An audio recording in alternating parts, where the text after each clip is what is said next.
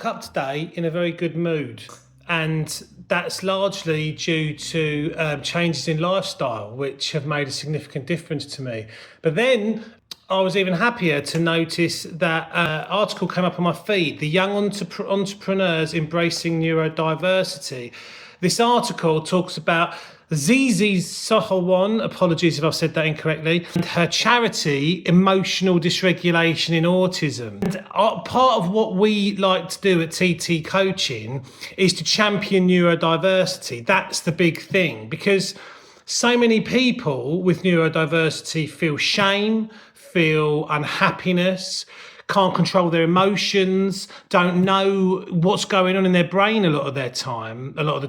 And it's only really when you can understand that, and you have someone who understands it along with you with that lived experience, that can make matters easier and more sensible for you, make life manageable. But then once you get to a stage where life is manageable, you can move on to a point where life is awesome.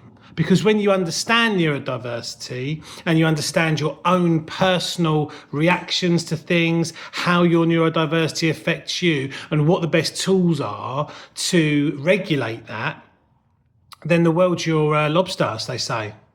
Oyster, one of them. But Ze Ze was, when she was younger, she was diagnosed with autism, psychosis and a personality disorder, spent time in the care section. She was sectioned for 4 years.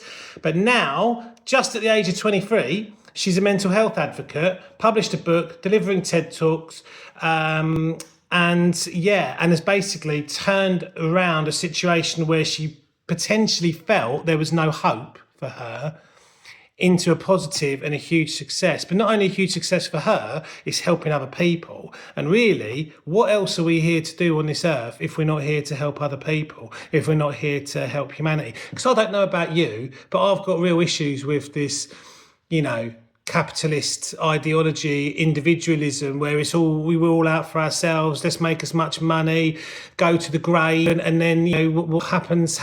We're gone forever. I just don't believe that's the lesson that we are here to learn. I think we're here to learn a lesson around community and connectivity, and the fact that we are all essentially one. We are connected to each other. And people might be listening to this going, oh my God, what a load of hippy-dippy nonsense. But the more down this path you go, the more you realise that community and cohesion and connection is the opposite to addiction. It's the opposite to depression. It's the opposite to sadness. And we feel bad about ourselves at times, and we lock ourselves away, and this has an adverse effect. But I know what it's like, being that depressed, being that down, that you don't feel like you can actually be around people. Ze Ze goes on to say, she didn't have a voice. My voice was silenced. I had no voice and no choice. Her charity offers autistic children and young people a community peer support service, which aims to improve recovery outcomes and feelings of empowerment. And she says, I think autistic people don't have access to good quality services to help them understand their autism. And that leads to people not understanding themselves, being bullied, wanting to take their own lives because of the struggles they're having. I couldn't agree more, Ze Ze. I mean, autism is, since we've lost the Asperger's and other variants, autism is a very broad and wide spectrum. It's not easy to kind of understand your own personal struggles if you have that condition, because the brush is quite broad. And as I say in my TT coaching, neurodiversity services for education and for corporate things and so on, it's not a one size fits all. It's a case of everyone is unique and everyone is different. There are a lot of people out there who believe, oh, well, everyone's a bit on the spectrum. Well, everyone's a little bit, whatever. And I don't think that's the case. I think that's a little bit belittling the problems that the neurodiverse have. But what I'm mainly interested with Ze Ze here is she has turned the negative into a positive. And that is really what TT coaching is all about. we want to hear from people who are maybe not diagnosed yet, because what we do is we screen you. We can screen you to see whether you are neurodiverse or whether there's a high possibility that you are, to save you going on a 7-year waiting list, to save you the money of a private assessment of all that umming and ahhing. And we're trained professionals. We know what ADHD, what autism, what neurodiversity looks like. So we can support you through that, and we can also give you a lot of the, if not most of the tools that you would need, regardless of whether you had a diagnosis or not. You don't have to have a diagnosis to get support from an ADHD specialist. Okay, a lot of people have ADHD and are diagnosed. I dread to think how many, because there's so many people who have the traits of autism and ADHD,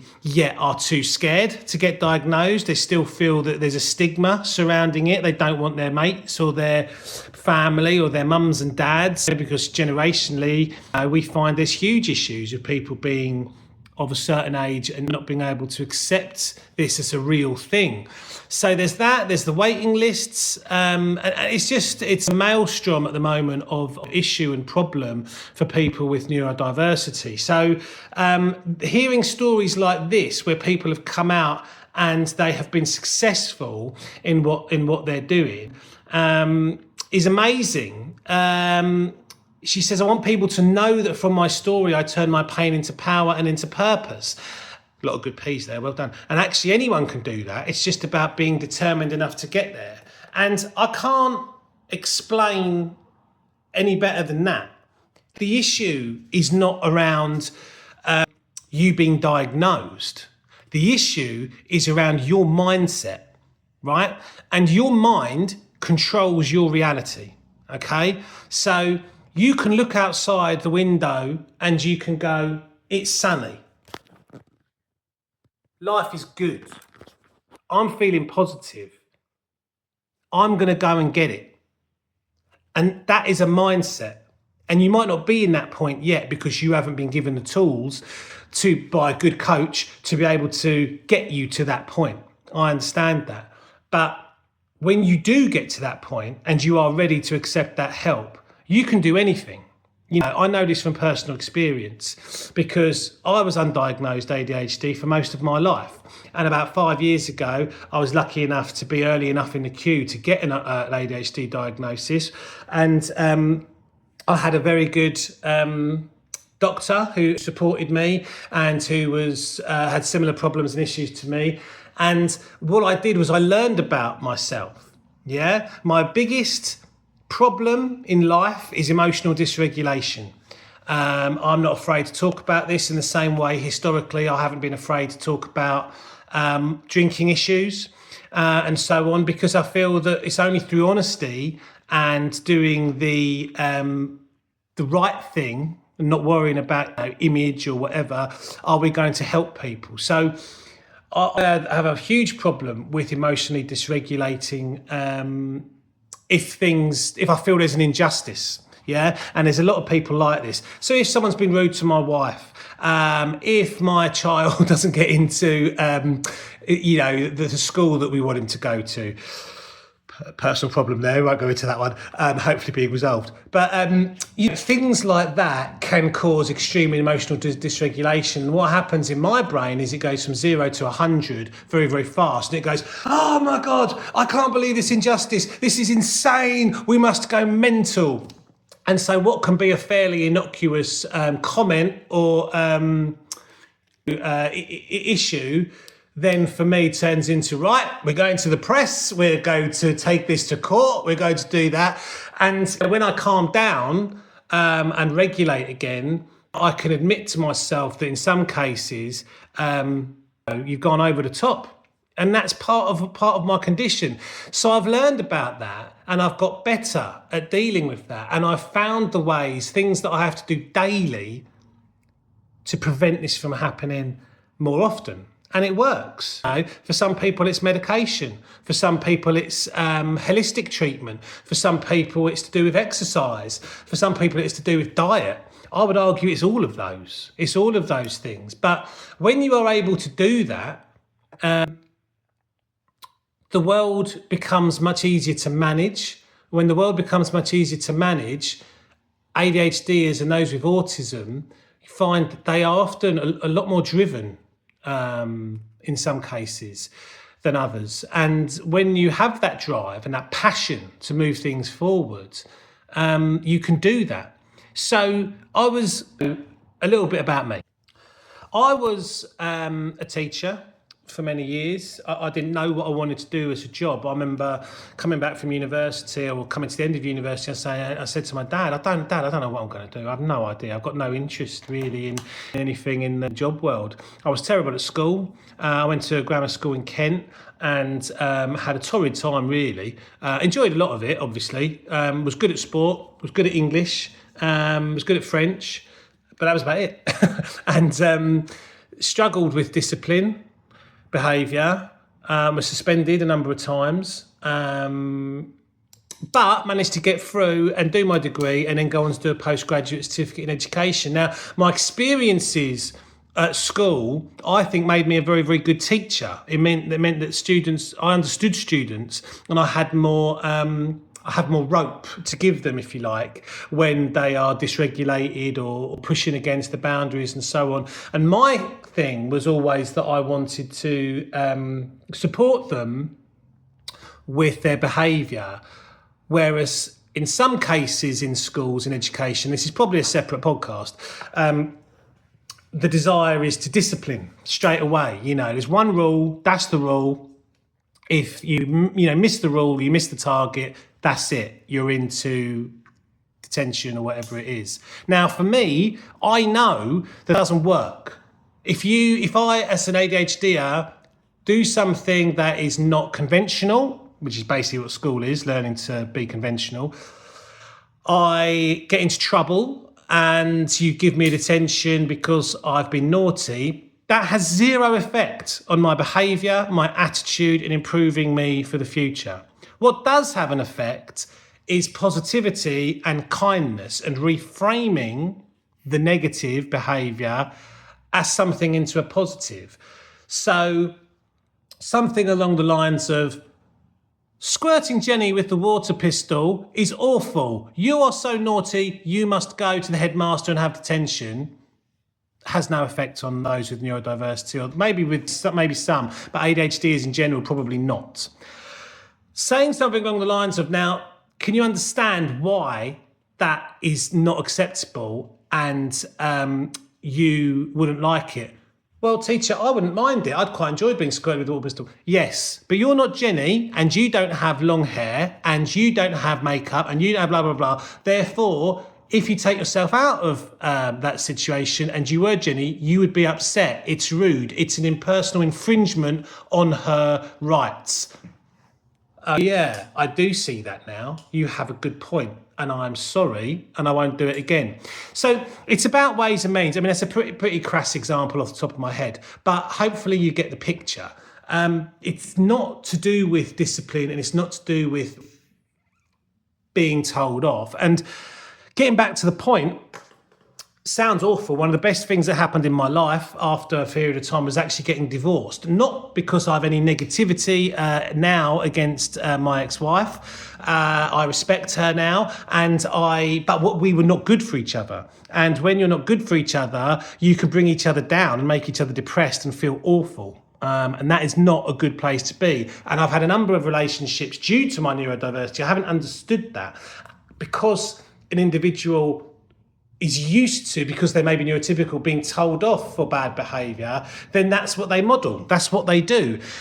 I'm in a very lucky situation now where I'm married to somebody who is very kind, is very supportive of me, is prepared to modify and change and model better behaviours, which has a significant impact on my happiness, my ability to regulate, So that was a significant difference that I noticed in my life.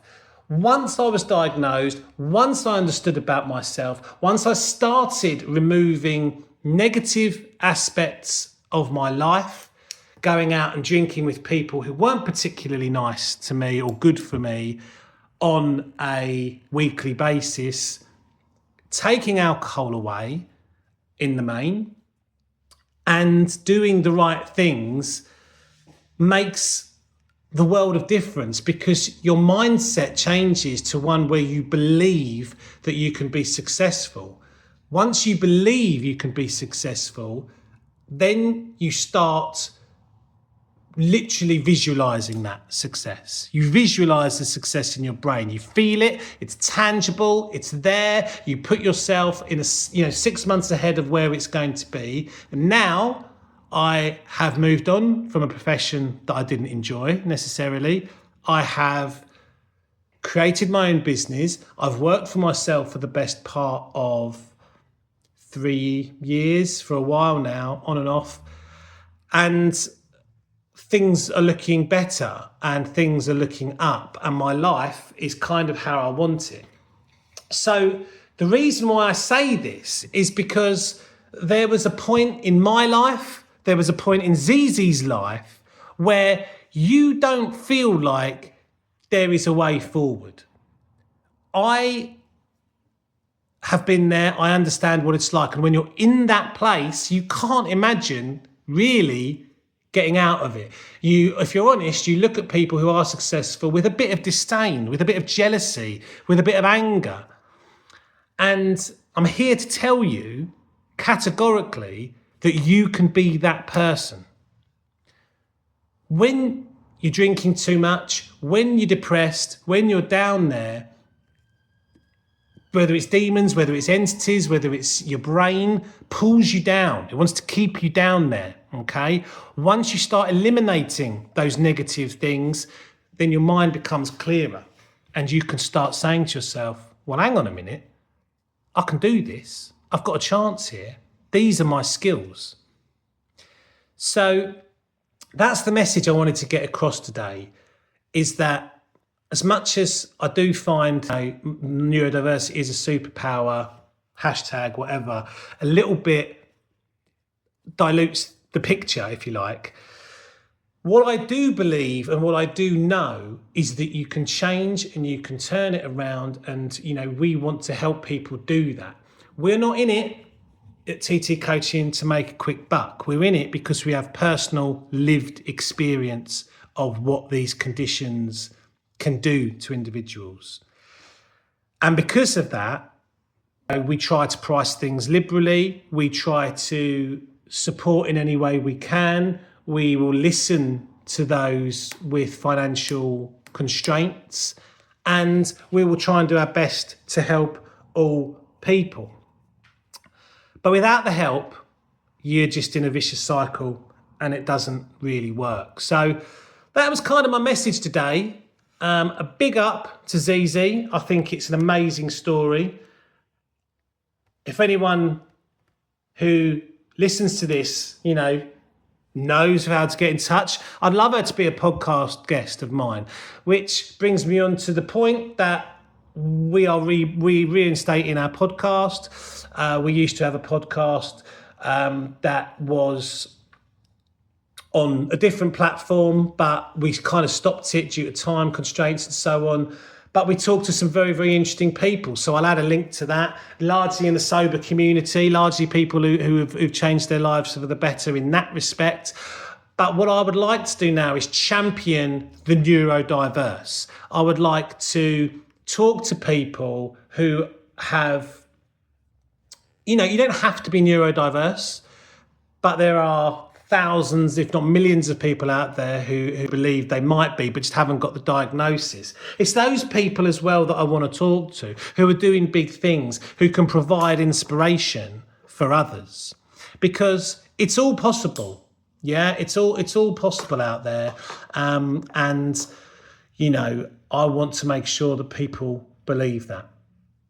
Thanks very much for listening to this. If you got this far, I'm very, very grateful. If you want to like TT Coaching, subscribe to this YouTube, like us on Facebook. And if you're interested in talking further, just do it, because we're here to help.